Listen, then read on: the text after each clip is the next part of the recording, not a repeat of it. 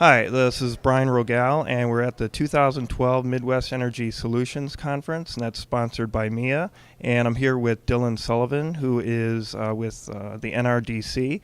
And Dylan, I wanted to start off by asking you that I know that CFLs have been in the news a lot lately, but you just gave a presentation about how that computer setups and things like that might be a lot more important to energy efficiency in the home. I mean, why is that? Sure. Well, I don't think that they're necessarily going to be a lot more important. I think the key is that the places where we've got where we've gotten savings traditionally in energy efficiency programs, those major end uses like lighting, better refrigerators, better clothes washers and dryers, those are becoming more efficient over time as standards go into effect and as the market naturally shifts toward more efficient solutions in those spaces.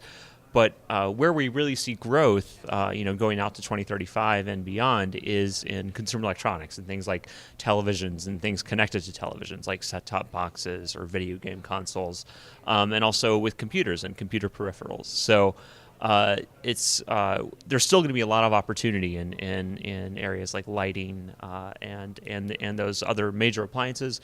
But consumer electronics are growing, so we need to go after efficiency in that sector.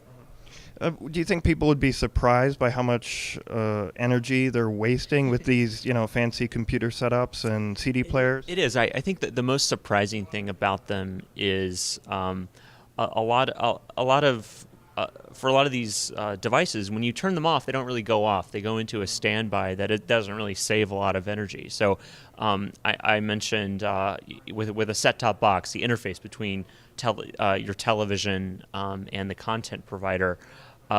When you put those devices to sleep or when you turn it off, the energy use only goes down by about 1 watt. So instead of consuming 29 watts, it consumes 28. So that's not a very deep sleep. And so you could also see it in video game consoles. They ship often with power management turned off.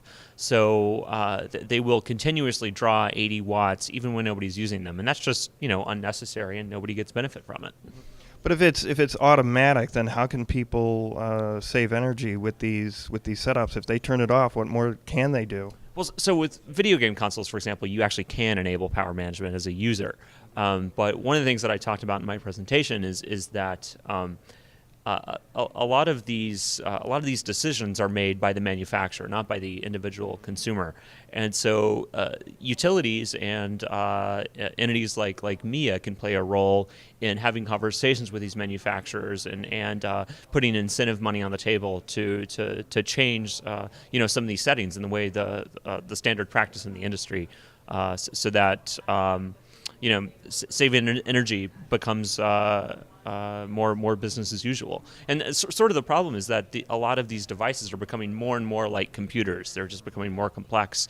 They require more energy to operate, but they're not adopting the same sort of power management features that you would have in a laptop. So, is there any advantage to the fact that like cable and satellite networks, they're the ones who can have a lot of impact on this, can't they? Yeah, you're right. I think that it's somehow disheartening that an individual customer can't change the settings on their set-top box to make things different. But it also makes it easier because there are only a few. Instead of talking to millions of customers, you have to talk to 3 or 4 cable and satellite providers. Right. So, and that's a role that stakeholder groups like MEEA can actually play and have an impact on. Sure, definitely. And the group of utilities in the Northwest, the Northwest Energy Efficiency Alliance, has done a lot of work on improving television efficiency, and utilities are starting to work with cable and satellite providers elsewhere. And so I think it's time for stuff like that to happen in the Midwest. All right. Well, thanks, Dylan Sullivan. He's with the NRDC, and I'm Brian Rogal at the Midwest Energy Solutions Conference. Thanks a lot.